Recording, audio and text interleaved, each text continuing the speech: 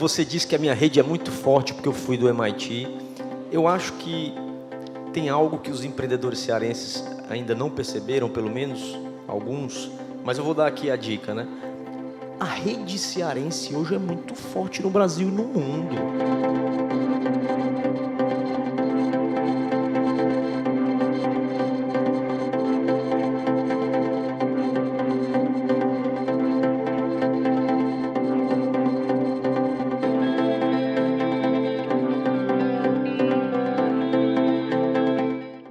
Olha, mais uma vez, obrigado aí, tá certo? A gente já fez algumas lives, né? Alguns momentos, mas eu sempre admiro, porque toda a vida, conversando com o Ari, a gente aprende mais. É quando eu me atualizo, né? Porque eu sou obrigado a me atualizar para poder conversar com as pessoas. Mas dê aí uma palavrinha inicial aí, mostrando aí esse seu percurso. Alguns já conhecem, mas é sempre bom ouvir essa tua trajetória, porque ela é muito bonita e inspiradora para Claro. todos nós. Tá bom? Obrigado. Obrigado, Célio. É um prazer estar aqui com você. Queria agradecer ao Marcos André pelo convite gentil de poder estar aqui nesse bate-papo. Boa noite a todos. Eu sou, enfim, filho de educador, né, e acho que uma coisa muito importante na minha carreira é que eu estudei a vida inteira na escola do meu pai, né? Então, para mim, aquele ambiente era um ambiente escolar, mas também era o trabalho dele. Então, eu ia muitas vezes na hora do recreio para a sala dele, vê-lo trabalhar, então não teve jeito de eu não me apaixonar pela atividade, né? E sempre sonhei em trabalhar com educação, só que ele foi, como muitos de vocês conhecem, muito rigoroso e eu diria até sábio, né, de dizer, se você quiser trabalhar aqui comigo, tudo bem, mas primeiro você vai ter que trabalhar fora, vai ter que aprender a ter chefe, a cumprir horário, a ter disciplina. E acho que foi uma decisão muito correta, obviamente inspirada por ele. E antes de começar a trabalhar na escola com ele, eu trabalhei na área de consultoria, trabalhei na Ernst Young 2 anos, que para mim foi realmente uma grande escola, porque você conhece realidades de diversas empresas, diversos mercados, indústrias, você aprende tudo que é certo e que você deve fazer, você aprende tudo que é errado e que você não deve fazer, de tal forma que depois eu passei a trabalhar com ele no Colégio Aritzá. Já se vão entregar aqui a minha idade, Célio.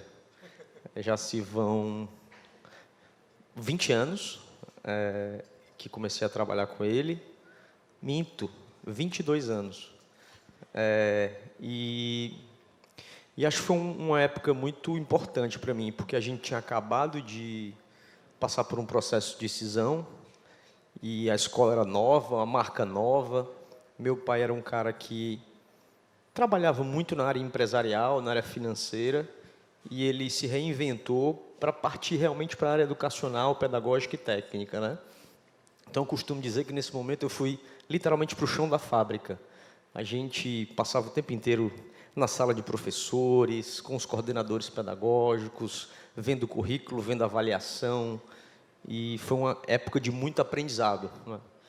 E ele sempre dizia para mim o seguinte, desde que eu era muito jovem, olha, se eu pudesse dar um conselho para os meus filhos, façam o que vocês quiserem, mas façam bem feito. E vocês deveriam buscar um projeto de independência. Aquela coisa da independência ficou muito marcada para mim, né? E na medida em que a escola começou a crescer e começou realmente a dar certo, eu fiquei com vontade de ser independente, né? Mas depois de 5 anos eu fui fazer um mestrado fora do Brasil, no MIT, e quando eu voltei, eu acho que aí é que começa a história do SAS. Então, a gente foi procurado por um professor que queria montar um cursinho pré-vestibular ali na Barra do Ceará e disse, poxa, você pode me vender esse material didático que você usa aí na 3ª série do ensino médio? E eu disse, não, professor, isso não é para venda não, isso é só para consumo interno. Mas ele insistiu tanto que nós resolvemos vender 30 livros para ele, né, que foi o nosso primeiro cliente. Só que no ano seguinte ele recomendou para mais 2 colegas e depois para mais 5. Quando a gente viu, a gente estava ali com 10, 15 escolas, né, usando o nosso material didático, e a gente viu que aquele negócio realmente tinha futuro e tinha potencial, né. E a gente começou, então, a desenvolver o conteúdo. A gente só tinha da 3ª série do ensino médio e fizemos da educação infantil até a 2ª série do ensino médio. E a gente demorou 7 anos para desenvolver o conteúdo inteiro. Eu digo, Célio, que nada foi mais difícil do que isso. Porque você desenvolver um conteúdo a partir do Ceará, quando não tem autor, quando não tem profissional editorial, de ilustração, era uma luta. Você imagina os primeiros autores que a gente encomendava o material, no meio do caminho o cara desistia, ou ele entregava uma cópia da Wikipedia dizendo que era um livro de história, né, e não cumpria prazo. Então, nesses anos iniciais é que realmente eu acordava de madrugada e pensava em desistir. Mas nada como um dia após o outro e uma noite no meio, né? E a coisa foi avançando, de tal forma que em 2014 a gente já tinha crescido um pouco, estava aqui forte no Nordeste, e a gente foi procurado por alguns fundos, e eu vi que precisava competir com recursos financeiros e com um sócio forte, porque os nossos competidores eram todos gigantes multinacionais. E a gente sentiu que estava começando a dar um pouco de trabalho para esses caras grandes. Recebemos alguns recados: cuidado, vá devagar, não seja tão ousado. Aquelas ameaças veladas, né? Eu disse, rapaz, eu preciso de um cara aqui para me ajudar. E a gente recebeu um investimento, na época, da General Atlantic. Esse investimento foi 100% aportado na empresa, nós não fizemos uma secundária, e realmente mudou a história da nossa empresa, tá? Porque com a General Atlantic a gente teve o capital financeiro, mas não só isso, a gente teve a governança, o capital inteligente, recursos do mundo inteiro para poder aprender sobre precificação, sobre tecnologia, sobre marketing, sobre vendas. Um sócio realmente, como eu gosto de dizer, que ajudam sem atrapalhar. Não entram no micro, mas numa grande decisão como uma aquisição são essenciais para poder, enfim, valorizar o negócio, integrar a empresa adquirida, e nos deram também um pouco mais de ousadia e de coragem, né, para poder avançar. Isso foi em 2014, a gente fez, acho que nesse período de 2014 para 2018, umas 5 ou 6 aquisições, basicamente de outras empresas do mesmo setor, menores em outras geografias, de tal forma que em 2018 a gente resolveu abrir o capital, tá? A gente abriu o capital da empresa na Nasdaq, muito inspirado pela General Atlantic, que é um fundo americano, e achava que os investidores poderiam compreender um pouco melhor o nosso negócio. E acho que hoje 95% da nossa base de investidores ela é fora do Brasil. E acho que essa visão que eles têm de mundo, de startups na área de educação, na Índia, na China, nos Estados Unidos, ajuda muito ao nosso aprendizado e à nossa evolução. Então, eu diria que nós somos hoje uma empresa melhor por conta dos insights, das cobranças que a gente tem nos investidores. Acho que só para chegar aqui ao presente, então, hoje a gente fez algumas aquisições importantes depois do IPO, o Sistema Positivo de Ensino, o Sistema COC de Ensino um pouco mais recentemente, e hoje a gente se tornou líder no Brasil, com 2 milhões de alunos usando as nossas soluções e 7 mil escolas. Hoje a gente tem um pouco mais de 3 mil colaboradores, principalmente em Fortaleza, São Paulo e Curitiba. E estamos na luta. Não está fácil, não. Está duro, mas a gente está aí firme e forte. Parabéns aí, Ari. Acho que o Ari conta mais. Uma vez eu fui chamar Arizinho, aí o professor Otto Não, você não está entendendo, não. É o Ari, esse aí é mais do que o avô passando. Mas olha que coisa interessante, né? Você deixando aqui uns dos atributos. Novamente, conhecimento, tendo estudado, eu acho que no berço que você teve, eu acho que a Ari de Sá sempre foi uma das melhores escolas. Meu filho estudou lá e sei o que é isso. Aliás, ele foi da turma, no primeiro ano já entrando na turma do ITA, né? Então, sempre guardo um carinho todo especial pelo Ari de Sá. Além disso, você contando essa sua trajetória, e também, de novo, mostrando o professor Otto, mais um exemplo de família, colocando essa perseverança e colocando a ideia da independência. Talvez ele tivesse muitos significados, essa independência. Você não dependa de mim para pensar, talvez alguma coisa tivesse um sentido. E veio aí, mercado de capitais, novamente, para poder fazer essa alavanca. O General Atlantic é um dos fundos mais agressivos que tem do ponto de vista americano. Isso já foi uma coisa bastante forte. Vocês, conservadores, terem o DA aí do lado. Provavelmente, o tipo de governança que eles pediram para você foi ousado, para você pegar e sair comprando. E aí não foi só 5 aquisições, aí foram várias outras aquisições que vocês fizeram, né? É bom, você colocou o antes, aí depois coloca esse tamanho, né? Que aí está aí. Cadê o Vitor? Ainda está aí, Vitor? Olha, Vitor, ele pegou e fez o que você quer fazer. Ó. Ele pegou e comprou positivo. Positivo era maior que eles. Então, isso é interessante. E está aqui vindo do Ceará, talvez o que tenha... O Ceará, a gente sempre fala que tem melhor a cabeça das pessoas, né? E é o seu povo, né? E na hora que você vai... mesmo com uma condição básica, passou também por uma dor, acho que toda cisão é complicada, toda separação não é difícil, a gente conhece muito bem seus tios e pessoas maravilhosas e tudo, mas tem uma hora que a vida vai nos colocando em outros rumos, né? E, de repente, acho que é a grande surpresa, porque acho que o professor Otto, e talvez até a sua forma de agir, também com muita humildade e tudo, não eram tão explosivos assim para poder fazer uma ambição como essa. Porque ir para a Nasdaq, gente, olha, aí eu não sei se era o Davi, conversava com ele, da PagSeguro, né? Nós tínhamos um outro cearense que já tinha inaugurado a Nasdaq. E eu digo, que é isso, né? Olha, eu estou levando todo mundo, é o jeito. Aí é uma história bacana. Cearense avançando, né, nessas fronteiras e acreditar que uma escola local não iria na B3, iria para a Nasdaq. Eu acho isso muito ousado. Né? Não, 2 coisas sobre o que você está falando que são interessantes. Você disse, olha, vocês ousaram muito, avançaram muito, mas esse foi um processo, né? Para trazer a General Atlantic, eu demorei pouco tempo para convencer meu pai, uns 6 ou 7 anos, mais ou menos. Mas quando ele se convenceu, ele disse, entendi, estou com você e não vou atrapalhar. Né? Acho que, e ele gosta muito de dizer isso para mim, rapaz, liderança tem um pedaço que é não atrapalhar. Contrate pessoas boas, dê missões importantes para as pessoas, mas não atrapalhe.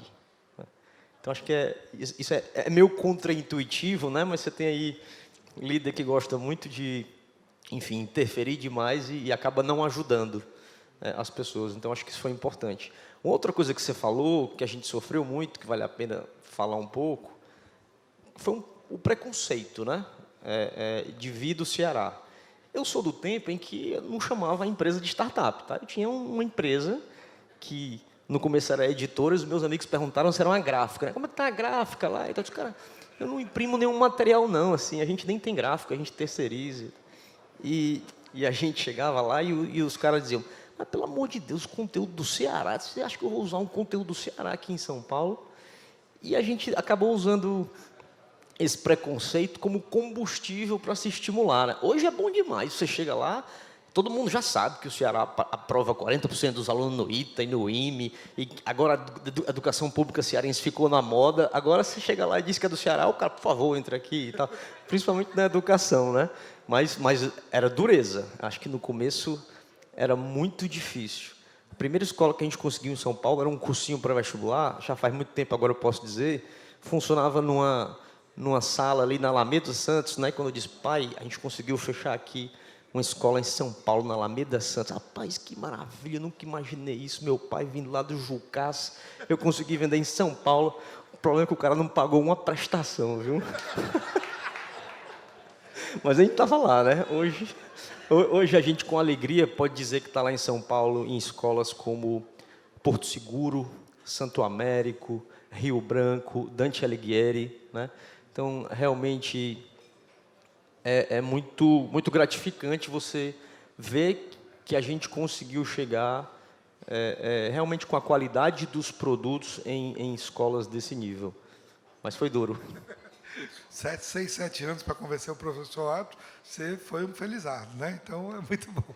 Eu essa semana, estava com o professor Otto, e no negócio do anuário, né? Aí ele lá dizendo, olha, você, lá para o Josélio, você disse isso, você não diga mais isso, diga aquilo outro. E aí ele sempre naquela linha dele professoral, né? E é muito gratificante, né, ver o professor Otto quando ele fala e os ensinamentos. E lá, olhando o que vocês tiveram, né, com todo o convencimento, chegam na Nasdaq e, de repente, vocês recompram a posição, né, do DA, né, que é muito interessante isso. Quer dizer, agora, sim, a independência. Talvez aquele ensinamento do Dr. Otto estava chegando. Pai, agora vamos ser independentes, porque o DA ele veio ali, fez o aporte do capital, nos ajudou, fizemos as aquisições necessárias, criamos valor, avançamos para o mercado e com muito conhecimento. Provavelmente a sua rede, por conta do MIT, também é muito forte, de pessoas até para poder lhe sinalizarem alguma coisa. Eu posso só fazer Claro. um comentário? O show é seu. Não, você disse que a minha rede é muito forte porque eu fui do MIT. Eu acho que tem algo que os empreendedores cearenses ainda não perceberam, pelo menos alguns, mas eu vou dar aqui a dica, né? A rede cearense hoje é muito forte no Brasil e no mundo. Esses alunos que estão passando... Eu costumo dizer que o ITA e o IME são a ponta do iceberg. E a USP, e a UFRJ, e a Unicamp, e as faculdades lá fora, onde você vai hoje, você encontra um cearense, seja num banco de investimento, seja no Google, seja no Facebook, seja nas empresas de consultoria. Eu vou contar uma história para você. Você sabe que o investimento que a General Atlantic fez foi porque eu conheci um profissional da General Atlantic que tinha montado uma ONG que ajudava alunos carentes aqui no Ceará, e ele queria um apoio nosso para essa ONG, para poder financiar esses alunos que vinham de escolas públicas. Esse cara é cearense, formado no ITA, e estava na General Atlantic. Então, ele chegou lá no comitê de investimento e disse, olha, eu conheço esse pessoal lá do Ceará, né, e esse pessoal é sério. Então, a rede está aqui, está aqui. E acho que o cearense ele tem esse espírito de querer se ajudar. Eu acho que não só do ponto de vista de rede, como do ponto de vista de qualidade da mão de obra.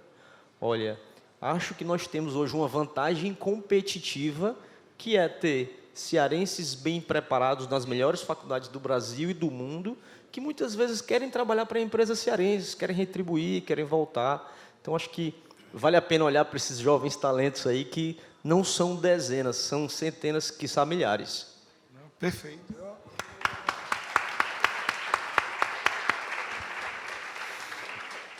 Você colocou muito bem, uma valorização tirando até o preconceito, né? Então, a provocação é essa mesmo.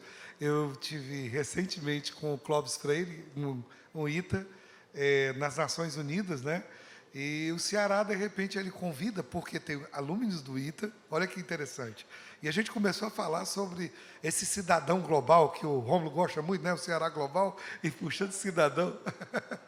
E nessa construção desse cidadão global, que é o cearense, eu acho que a gente não faz só aquela rede do artesanato, né? Essa rede daqui é muito forte. E se a gente pegar a renda rendeira, aí é que a coisa rende mesmo. Mas a rede é muito forte, realmente. E o Clóvis Freire é nada mais, nada menos do que o principal pessoa na UNCTAD, nas Nações Unidas, e convidou o Ceará para que a gente fosse falar sobre hidrogênio verde, para os países em desenvolvimento. Qual é o benefício do Ceará para o mundo? Via o quê? Um aluno do ITA. E é muito bom. E essa é uma verdade. Hoje, a maior rede, realmente, são também do ITA, do IME, de outras faculdades aqui que fizeram e que estão no exterior, que teriam essa vontade muito grande de voltar. É uma tentativa grande para a gente poder reter. Mas talvez é porque a gente ainda calcula PIB por território geográfico, né?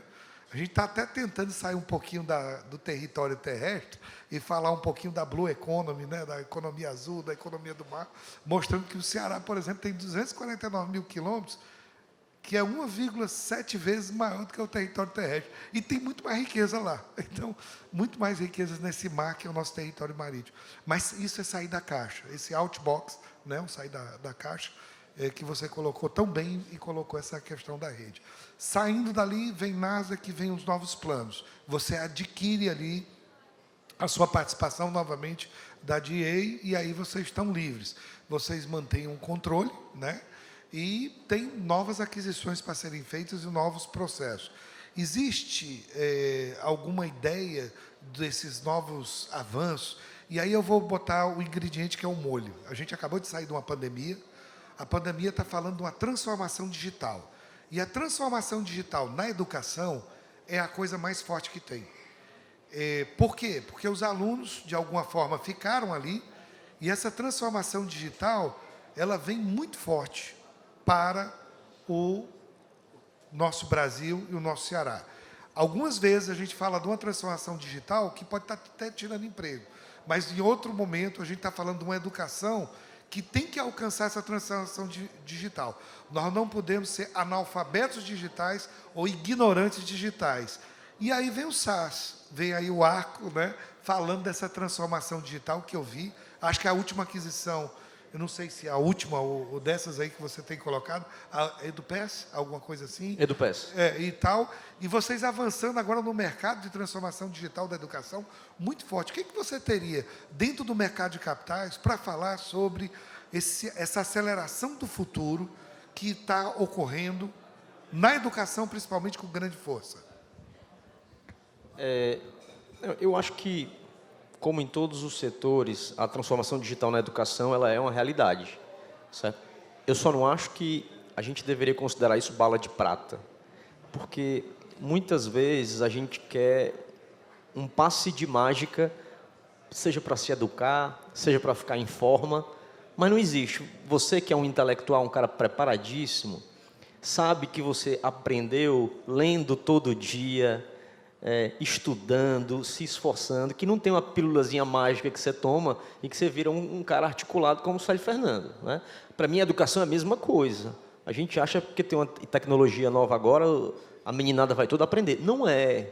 Você tem algumas coisas importantes que a tecnologia traz para a educação.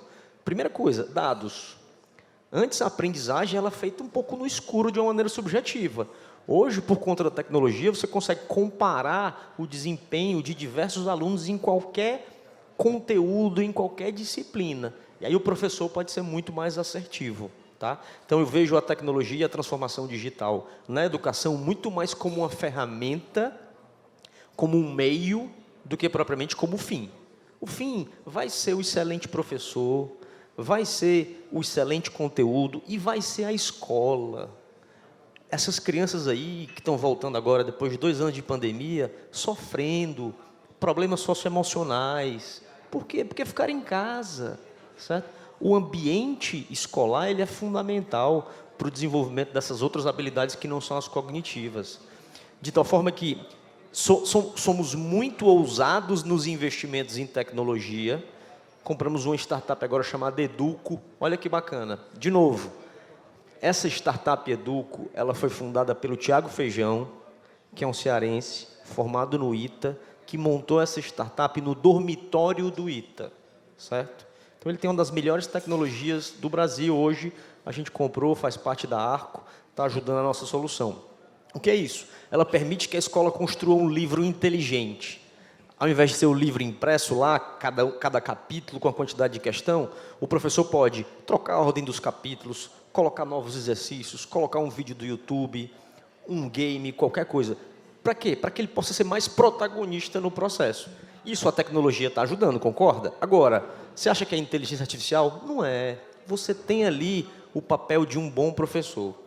A melhor escola é igual a empresa. Qual é a melhor empresa? É que tem o melhor time. Qual é a melhor escola? É que tem os melhores professores. Alguém fala aqui que o RP que você usa na empresa porque é o SAP vai fazer a empresa ser a melhor do mundo? Não. É porque você tem um time, você tem uma cultura, você tem as metas.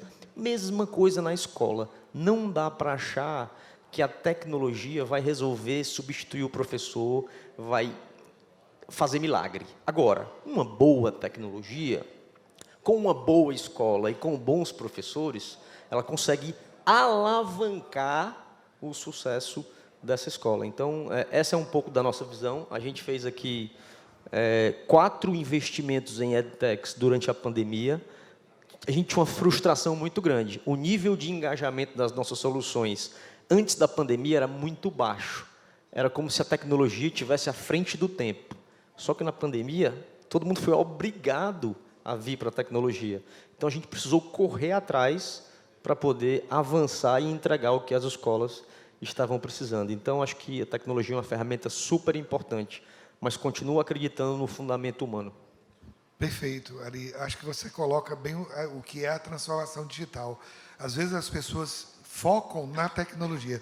Tecnologia é veículo, é meio, né?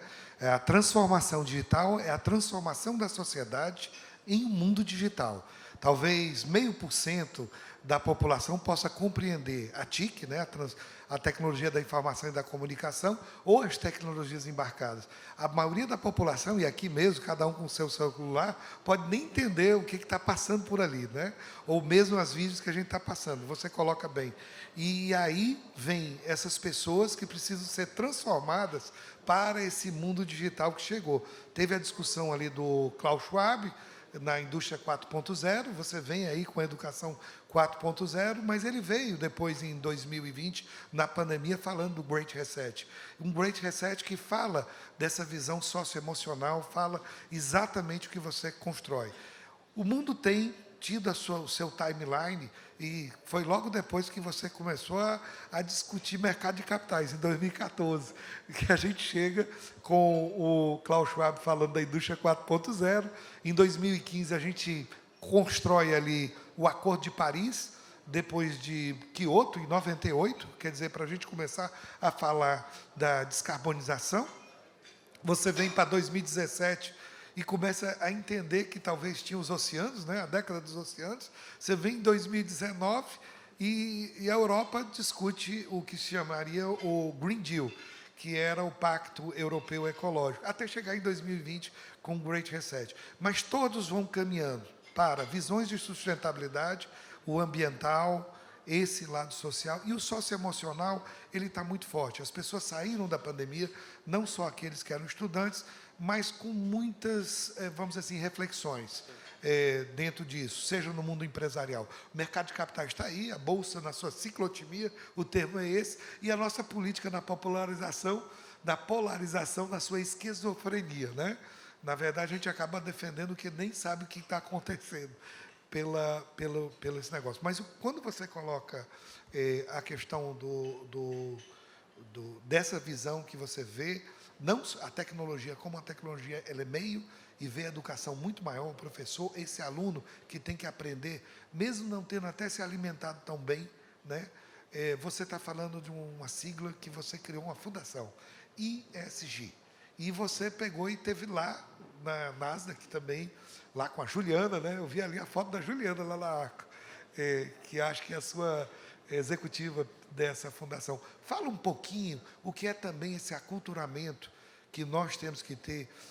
Quando você disse assim, eu fui ajudar uma ONG e acabei dando uma alavanca no meu negócio. A coisa não foi porque eu quis ajudar, eu quis ajudar porque era a sua vontade. E agora, você é um greenwashing, você é um greenwishing, quer dizer, greenwashing naquela palavra, você está se fazendo de verde, você está se fazendo de pessoa que quer ajudar o social, ou você até quer ajudar, mas não sabe como, tem um desejo, que é o greenwishing, que eles estão chamando agora. Eu quero fazer, mas não sei. A maioria das pessoas não quer contemplar essa visão do ambiental, social e de governança como elementos de criação de valor para a empresa. E isso, me parece, os estudos que a gente viu aí, do índice de sustentabilidade do Dow Jones e também da B3, no índice, todas as empresas acima de 10 anos que fizeram trabalhos ESG tiveram criação de valor e tem valor de mercado nas bolsas de valores maior do que as empresas que não tiveram essa cultura do ambiental, do social. Isso é uma coisa que passa na tua cabeça? Você está fazendo isso de maneira verdadeira? Ou como é isso? Essa é a pergunta. Eu acho o seguinte, vamos devagar aqui. Esse negócio de ESG, né, vira moda e tal, e todo mundo tem ESG, e aí coloca aqui o selo no produto para poder vender um pouco mais. Eu acho que está muito banalizado. Né? Me parece a história do MBA, né? MBA, né? Qualquer coisa, o cara fazia um curso ali de 2 horas e virou um MBA, né? Desmoralizou os meus 2 anos que eu fiz lá, um esforço danado. Agora o MBA acho que ficou muito banalizado. Acho que o ESG também, certo? Acho que as empresas usam muito o ESG para se marketear e acho que isso não é legal. Agora, o fundamento do ESG é muito legal, né? Que é o seguinte, você está ali e você precisa gerar retorno não só para o acionista, você tem que gerar retorno para o seu cliente, em nome da sustentabilidade do seu negócio. E você não pode impactar o meio ambiente, porque simplesmente a sua base de clientes não vai lhe respeitar como empresa e vai decidir não comprar mais o seu produto. Então, eu acho que seguir as regras do ESG é inteligente do ponto de vista de negócio, certo? Mas não sou favorável a como as empresas utilizam isso com o objetivo de se vender excessivamente, tá? No nosso caso, eu acho que a gente tem sorte. Por quê? Porque o nosso impacto ele é naturalmente muito forte, né? A gente consegue entregar uma plataforma de educação para uma escola no interior do Nordeste brasileiro, em uma cidade muito pobre, que infelizmente não tem a qualidade dos professores que ela gostaria, e aquela escola está fazendo o melhor simulado Enem do Brasil, está assistindo videoaula com os melhores professores do Brasil. Então, efetivamente, aqueles alunos estão conquistando resultados melhores do que eles conquistariam se não utilizassem a nossa plataforma, tá? Então, isso é muito importante, porque você efetivamente já está impactando a sociedade, tá?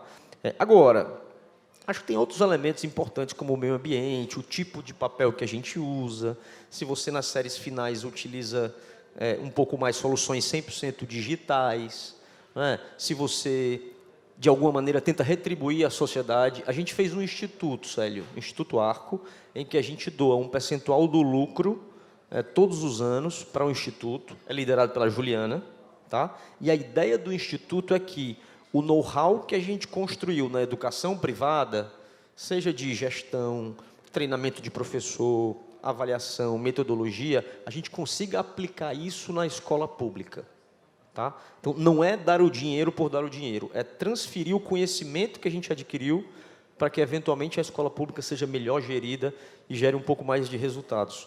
Então, eu sou um pouco cético com o rótulo, mas acredito no fundamento de você pensar não só no retorno financeiro acionista, mas no retorno para o cliente e no retorno para as suas pessoas que estão dentro do seu negócio, do seu time.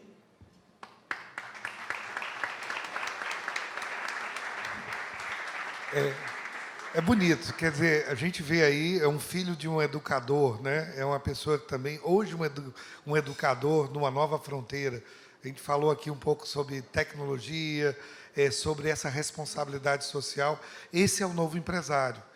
Por isso que eu digo assim, poxa, como é bom fazer essas provocações, talvez até a gente imagine qual é a resposta, mas a gente aqui está colocando uma pessoa de sucesso, de uma empresa que tem valor bilionário, numa bolsa que precifica corretamente os seus ativos, então não é uma coisa que é aqui, quer dizer, eu acho que nós temos aí um exemplo, tá? E mais uma vez, você, sua família, da mesma forma o Vitor aqui, a gente olhando, você vê que me parece que vocês estão em áreas aparentemente distantes, mas pensam tão próximos, porque eu não vi uma construção diferente. Eu só estou achando, Vitor, que ele está com um pouquinho mais de tempo, né? Porque ele conseguiu, falou 7 anos, né? Ele convenceu o senhor mais menor tempo, não foi, doutor? Então ele teve mais trabalho. Mas você está pegando aqui uma boa escola. Gente, eu acho que esses são casos de sucesso de pessoas que são jovens, que ainda vão conquistar esse nosso mundo, né? E é tão bacana. E a gente fica orgulhoso. Eu acho que isso é importante para todo mundo. De novo, como você disse, do mesmo lado, uma escola pública como a nossa, que tem conseguido esses indicadores, e que a própria governadora, mesmo sendo uma ex-secretária de Educação, ela entende que ainda tem uma distância muito grande. Não é porque você tem, das 100 escolas públicas brasileiras, 82 entre as melhores, né, dentro de uma classificação nacional, que você não vai imaginar como é que se deve pensar nessa educação que está distante em relação aos países desenvolvidos. Essa conversa tem ocorrido, seja no Fórum Econômico Mundial, sobre a educação, como chegar nesses países, principalmente o Brasil, e também na OCDE. Um dos pontos que se discutiu muito com a OCDE, aliás, só o Estado do Ceará e Minas Gerais participaram do Peer Review, e é importante porque, às vezes, a gente, de novo, para não ter preconceito com o Ceará, o Ceará estava lá na OCDE discutindo o quê? Como ele poderia fazer esse desenvolvimento sustentável. E falando do quê? Por que nós fomos escolhidos? Porque era um primeiro lugar na educação. E falava sempre sobre o ITA, o IME e essas coisas, né? Que acabam dando uma nova forma. Mas são novos empresários, novas pessoas trazendo aí uma mensagem instigante, que acaba sendo muito inspiradora também nesse sentido. Ari, você sabe que eu sou seu fã, já digo isso há 10 anos, do seu pai também, é muito bom, toda a vida quando sento aqui com você, seja numa live ou numa dessas entrevistas, é sempre um aprendizado novo, mostrando que você também é aquela Raul Seixas, né, metamorfose ambulante, está sempre crescendo, buscando novos horizontes e tal, nessa linha do conhecimento, da educação, que eu acho que é o primeiro ponto, e sendo esse visionário que você é. Eu deixaria aqui uma mensagem e também uma abertura para quem quisesse perguntar mais alguma coisa, mas, de novo, saio daqui insatisfeito. O Ari é gostoso você pegar e aprender muito mais para a gente poder pegar e encontrar esse sucesso, que, na verdade, é uma qualidade de vida, é felicidade, né? Você nota como ele inspira pelo sorriso que ele dá quando ele diz, eu atingi minhas metas e tenho conseguido superar todas elas. É isso aí. Uma salva de palmas e vamos... Obrigado. Generosidade do amigo aí, viu? Oi, anota, por favor. Parabéns! Você pediu a nota de serviços e agora pode ganhar desconto no seu IPTU. É só acessar notafortaleza.com.br e cadastrar-se até 30/11. Suas notas dos últimos 12 meses serão validadas automaticamente. E não esqueça, você continua concorrendo a prêmios de até R$10 mil todo mês. Pede a Nota Fortaleza, você só tem a ganhar. Nota Fortaleza, todo mundo pede, todo mundo ganha.